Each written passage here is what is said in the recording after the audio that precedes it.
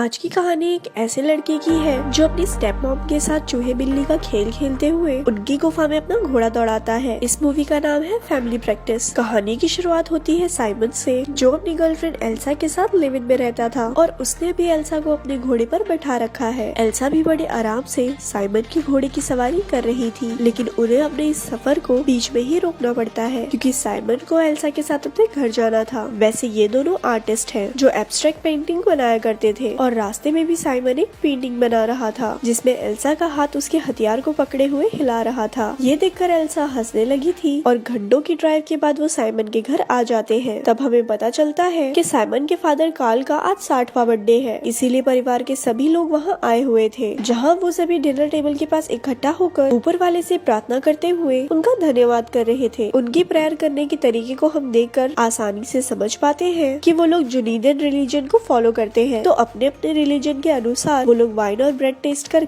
Party को शुरू करते हैं। अब इतने रिश्तेदार आए हुए थे तो वो सब साइमन से उसकी जिंदगी के बारे में बात करते हुए उसके मजे लेने ही लगे थे कि तभी कार्ल बीच में आकर साइमन को उनसे दूर कर देता है। वही खड़े खड़े साइमन देखता है कि उसकी मॉम एग्नेस एल्सा से काफी घुल मिल गई थी। तभी उसकी नजर पड़ती है उसकी स्टेप मॉम सेल्जा पर, जिनके साथ कार्ल मजे किया करते थे। साइमन जिस तरह से सुलझा को देख रहा था उसे देखकर हम इजीली समझ पाते हैं कि वो भी सोल्जा को पसंद करता है। अब कार्ल ज्यादातर समय अपनी गर्लफ्रेंड सोल्जा के साथ ही बिता रहा था, इसीलिए एग्नेस थोड़ा नाराज रह रही थी और अपनी मॉम की नाराजगी को साइमन ने भी नोटिस कर लिया था। ये सब भुलाकर सभी साथ में खुशी खुशी केक काटते हैं, जिसके बाद साइमन एल्सा से जाकर गले लग रहा था और वही किचन में एग्नेस सबके लिए केक लेने आई हुई थी, जिस दौरान अचानक से उन्हें एक दौरा पड़ता है और वो वहीं पर गिर पड़ती है। अब गिरने की आवाज सुनकर सब आकर उन्हें होश में लाने की कोशिश कर रहे थे और एग्नेस की हालत को देखकर सबसे ज्यादा परेशानी कार्ल को होती है। वैसे मैं आपको बता दूं कि कार्ल एक डॉक्टर होने के साथ एक आर्टिस्ट भी है, जिन्हें एब्स्ट्रैक्ट पेंटिंग करने का शौक है। बेबी इन्हीं की काबिलियत इनके बेटे साइमन को मिली हो। कार्ल एक डॉक्टर था तो वो अपनी वाइफ को संभाल लेता है। इस इंसिडेंट की वजह से पार्टी खत्म हो गई थी, इसीलिए साइमन भी एल्सा के साथ शहर लौट गया था। अब साइमन अपनी मॉम की वजह से थोड़ा परेशान था, तो एल्सा वही उसके अपार्टमेंट में रुककर रात भर साइमन के घोड़े पर बैठकर उसे भी अपने साथ खुशियों की राह पर ले जाती है। अगली सुबह साइमन अपनी सारी पेंटिंग्स लेकर एल्सा के पास जाता है, जहाँ वो दोनों वो सारी पेंटिंग्स को किसी ऑक्शन में बेचने की तैयारी में थे। तभी वहाँ एग्नेस आकर साइमन को बताती है कि वो कार्ल के साथ एक वीकेंड पे जा रही है, तो साइमन को घर आकर कार्ल के हॉस्पिटल में काम करना होगा। साइमन भी समझता था कि इस वेकेशन की वजह से उसके पेरेंट्स करीब आ सकते थे, लेकिन इस चक्कर में वो अपनी पेंटिंग्स को ऑक्शन में नहीं बेच पाता। आगे हम देखते हैं कि साइमन अकेले ही घर जा रहा था क्योंकि एल्सा बहुत ही बिजी थी। घर आने पर कार्ल साइमन को सारी चीजें समझाता है कि किन किन चीजों का उसे नोट्स बनाकर रखना होगा, जिसके बाद वो एग्नेस के साथ वेकेशन के लिए निकल जाता है। वैसे उन दोनों को साथ में खुशी खुशी जाते देखकर सोल्जा कुछ खास खुश नहीं थी। उनके जाने के बाद शाम में साइमन एल्सा के साथ एक इवेंट देखने जाता है, फिर वापस आकर अपने काम करने के साथ पार्क में अपने कजिन के साथ मस्त चिल कर रहा था कि वहाँ सोल्जा आ जाती है, जो उसके प्रोफेसर में काफी दिलचस्पी लेती है। लेकिन सोल्जा की बातों से साइमन हर्ट हो जाता है और जब किचन में सोल्जा कॉफी लेने आती है तो वो सारी कॉफी बेसिन में डालकर अपने रूम में चला आता है। अब रात में वो कुछ पेंटिंग्स बनाने का ट्राई कर रहा था, लेकिन माइंड डिस्टर्ब होने की वजह से वो कुछ ड्रॉ नहीं कर पाता। तभी वहाँ उसका कजिन आता है और एक मीट के टुकड़े को अपने डॉगी को दिखाकर उसे चढ़ाता है। डॉगी के भौंकने की वजह से काफी शोर हो रहा था, इसीलिए साइमन उस मीट का टुकड़ा उस डॉगी के पास फेंक कर उसे शांत करवा देता है। अगली सुबह साइमन नोटिस करता है कि सोल्जा फोन पर गुस्से में कार्ल से बातें कर रही है और जब उसे कार्ल का फोन आता है तो वो समझ जाता है कि सोल्जा इसीलिए गुस्से में है क्योंकि कार्ल एग्नेस के साथ बीच पर गया था और इस बीच पर सब लोग अपना उतार कर जाते हैं। वैसे कार्ल उसे समझा रहे थे कि वो सोल्जा को परेशान ना करे, जिसके बाद वो अपने अंकल के साथ मिलकर काम करता है और जब वो सोल्जा से माफी मांगने के लिए उसके कैबिन में जाता है तो वहाँ उसकी मुलाकात एक पेशेंट से होती है। इस वजह से वो उस टाइम पर सोल्जा से माफी नहीं मांग पाता, लेकिन थोड़ी देर बाद वो सोल्जा के पास आकर उससे माफी मांगता है और अपने इस लाइफ से परेशान सोल्जा खुद को कंट्रोल नहीं कर पाती और साइमन के सामने ही फूट फूट कर रोने लगती है। साइमन भी उसे संभालता है और उस दरमियान सोल्जा साइमन को हक कर लेती है, जिससे उनके बीच एक ऑकवर्ड सा मूवमेंट बन गया था, लेकिन कुछ हो उससे पहले दोनों एक दूसरे को संभाल लेते हैं। लेकिन इस इंसिडेंट के बाद से ही साइमन सोल्जा के ख्यालों में ही डूबा रहता है। इवन एल्सा के साथ होने पर भी वो सोल्जा के बारे में ही सोच रहा था। अब अगले दिन वो सोल्जा से बात करना चाह रहा था, लेकिन सोल्जा को किसी काम की वजह से